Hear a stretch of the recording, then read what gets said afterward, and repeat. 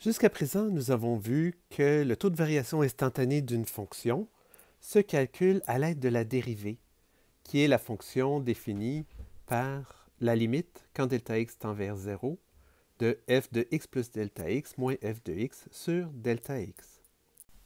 C'est un calcul qui peut être assez long et difficile. Heureusement, il y a des choses qui se passent toujours de la même façon avec la dérivée. Et c'est ce qui nous permet d'établir des règles qui vont nous permettre d'évaluer une dérivée sans avoir recours à la limite. C'est ce qu'on appelle les règles de dérivation. Avant d'aller plus loin, je tiens à vous avertir que la numérotation des règles dans cette vidéo n'est pas universelle. Donc, d'un auteur à l'autre, ça peut changer. Et aussi, dans cette vidéo, je ne présenterai pas une démonstration rigoureuse de chacune des règles. Vous pourrez certainement en trouver dans des manuels. Par exemple, si notre fonction est une fonction constante, c'est-à-dire que pour chaque valeur de x, on attribue toujours le même y, la dérivée est toujours égale à 0 dans ce cas. Prenons par exemple f de x égale 8. Graphiquement, on peut voir que f de x égale 8, c'est la droite horizontale où tous les y sont égaux à 8. Donc, peu importe la valeur de x, son y est 8.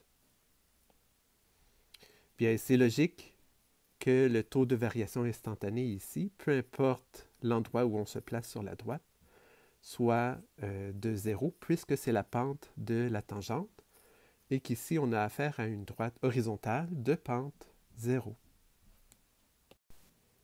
Algébriquement, on peut voir que notre intuition va être confirmée. Si on utilise la formule, on doit remplacer f de x plus delta x par 8, aussi bien que f de x, ce qui nous donne 0. Remarquez que cette démarche est tout aussi vraie, peu importe la valeur de la constante. Ici, c'est pour ça qu'on peut écrire simplement c. La valeur c, ici dans la formule, représente n'importe quelle constante qui est comme 8. Toute fonction constante aura 0 comme dérivée. La seconde règle concerne une fonction précise, c'est-à-dire la fonction f de x égale x. Pour cette fonction, la dérivée est égale à 1. Bien, on peut voir graphiquement, en effet, que pour f de x égale x, bien, ça correspond à la droite de pente 1 qui passe par 0, 0. On peut constater que peu importe l'endroit où on se situe sur cette droite, à chaque point de cette droite, bien, la tangente, toute droite tangente ici, sera aussi de pente 1. Algébriquement, on arrive au même résultat en appliquant la formule. On obtient 1. La troisième règle est plus générale. Ici, on dit que si la fonction qu'on veut dériver est le produit d'une constante et d'une fonction, le résultat de la dérivation sera la constante fois la dérivée de la fonction de départ, u. Prenons par exemple f de x égale 3x. Selon cette règle, la dérivée sera 3 fois la dérivée de x, c'est-à-dire 3 fois 1, selon la règle 2, 3. Encore une fois, c'est tout à fait cohérent avec ce qu'on observe graphiquement, puisque la fonction 3x correspond à une droite de pente 3. Ici encore, la dérivée nous donne la pente de la tangente en tout point. La règle 4 nous dit que si La fonction qu'on veut dériver est constituée de la somme de deux fonctions. Bien, sa dérivée sera la somme des dérivées. On pourrait traduire ça en français en disant que la dérivée d'une somme est égale à la somme des dérivées. Prenons par exemple f de x égale moins 2x plus 1. Bien, la dérivée, en appliquant cette règle, la dérivée de moins 2x plus 1 sera la somme des dérivées de moins 2x et de 1. Ce qui donne ici moins 2 fois la dérivée de x en appliquant la règle 3. En appliquant la règle 1, j'ai 0 pour la dérivée de 1. Ce qui donne ici moins 2 fois 1, selon la règle 2, égale moins 2. Encore une fois, on observe que puisqu'on a une droite comme fonction de départ, sa dérivée en donne la pente. La règle 5 est plus difficile à saisir. Ici, on dit si la fonction qu'on dérive est une puissance de x, ici r est un nombre réel quelconque, sa dérivée va être r fois x à la r moins 1. Regardons quelques exemples.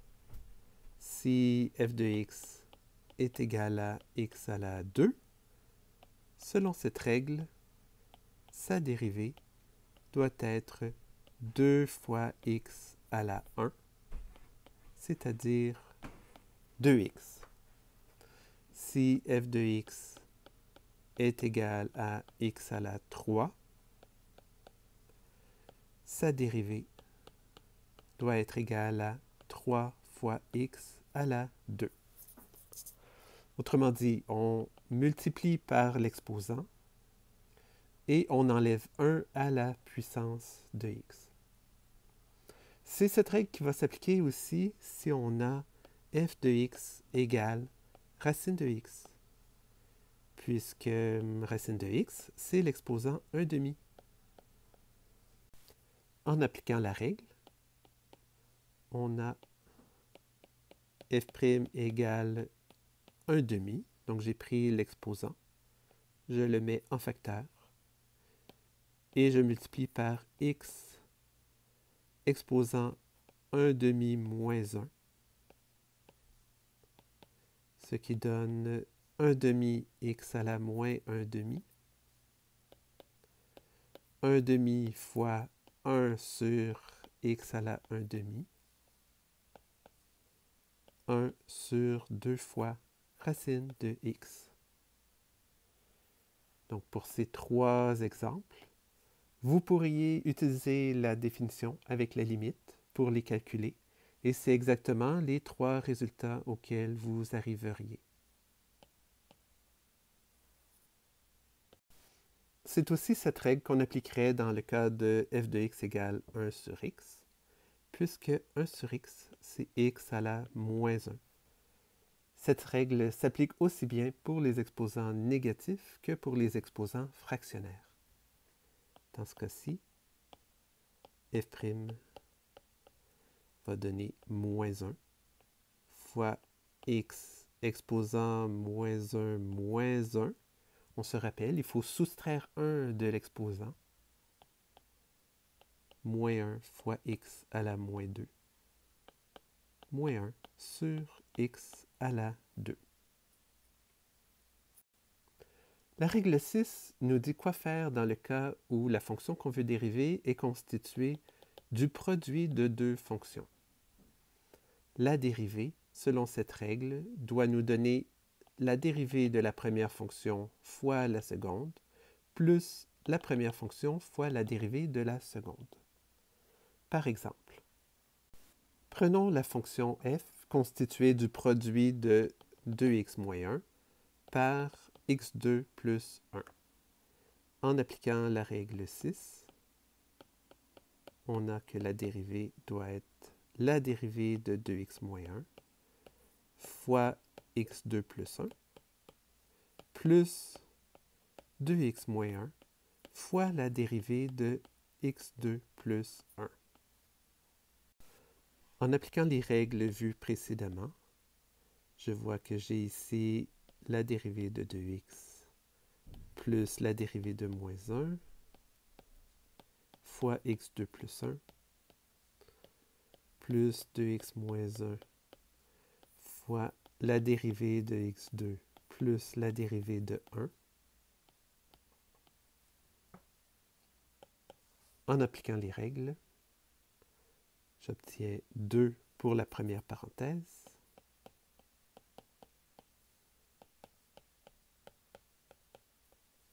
fois ici 2x moins 1 fois 2x. Et je distribue pour avoir le résultat final.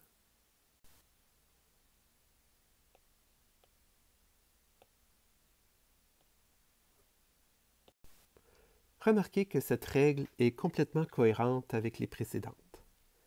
En effet, si je reprends f de x égale 3x et que j'applique la règle 6 ici, selon la règle 6, la dérivée doit être dérivée de 3 fois x plus 3 fois la dérivée de x, ce qui donne 0 fois x plus 3 fois 1, qui donne 3, ce qu'on avait calculé précédemment. Si je regarde la fonction f de x égale x à la 2, eh bien, x à la 2, c'est x fois x. Je peux lui appliquer à elle aussi la règle 6. Si j'applique la règle 6, ça voudrait dire que ce serait la dérivée de x fois x plus x fois la dérivée de x. 1 fois x plus x fois 1, ce qui donne 2x. C'est exactement ce que la règle précédente disait.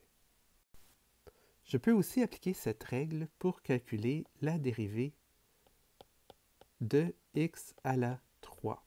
On verra que c'est complètement cohérent avec la règle 5. X à la 3, je vais le réécrire comme x fois x fois x. Si j'applique la règle 6 une première fois, je peux considérer le premier x comme étant u et le second produit comme étant v.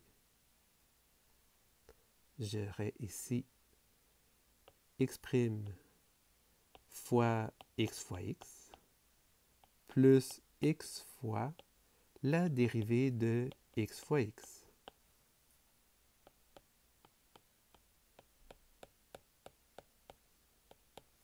Si j'applique la règle 6 une seconde fois, j'ai ici x' fois x plus x fois x'. Et en distribuant, ce qu'on constate, c'est qu'on a trois termes. x' fois x fois x plus x fois x' fois x plus x fois x fois x'. En remplaçant par 1, donc j'ai 1 fois x2 plus 1 fois x2 plus 1 fois x2, 3 fois x2.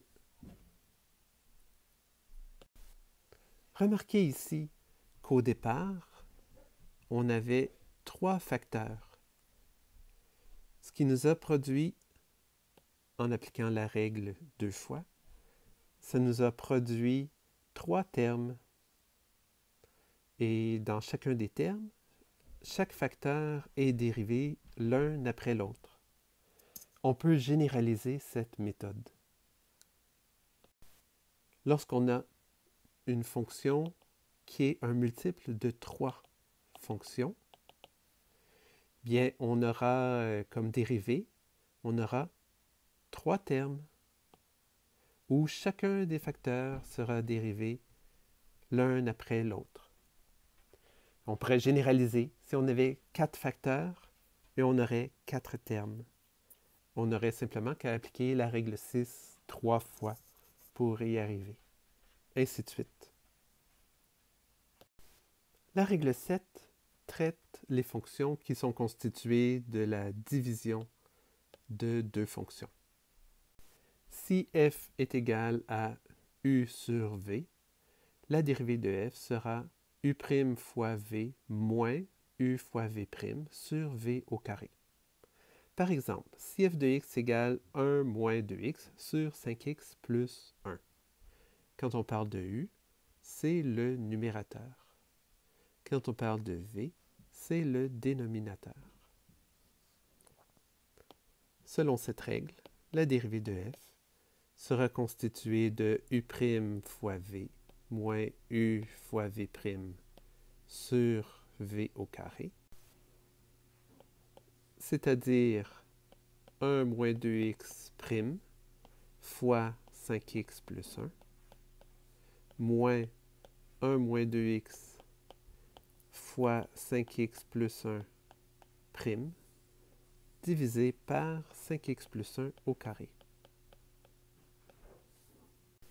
Remarquez que je n'ai pas essayé ici de tout de suite dériver tout dans ma tête, mais j'applique les formules de dérivation une à la fois, étape par étape. Ici, j'ai seulement appliqué la règle 7. Je vais m'occuper ensuite de dériver les parenthèses qui ont encore un prime. La dérivée de la première parenthèse donne moins 2.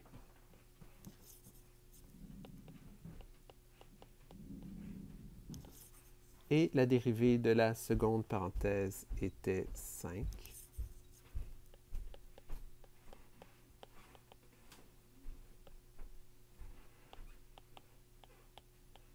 Au dénominateur, je n'ai pas besoin de développer, donc j'évite de le développer. Tout d'un coup qu'on pourrait faire une simplification par la suite. Je vais distribuer en haut. Donc en fait, ici, je regarderai normalement s'il y a des choses que je peux mettre en évidence. Si ce n'est pas le cas, eh bien je vais distribuer pour pouvoir avoir un numérateur qui soit plus lisible. Donc c'est les deux possibilités en fait pour le numérateur ici, soit le factoriser ou soit le distribuer. Ici en distribuant le moins 2, j'ai moins 10x moins 2. Et ici, il ne faut pas que j'oublie, erreur fréquente, il ne faut pas oublier de distribuer le moins sur l'ensemble. Donc je vais distribuer moins 5 dans la parenthèse. Moins 5 plus 10x sur 5x plus 1 à la 2. Ce qui donne moins 7 sur 5x plus 1 à la 2.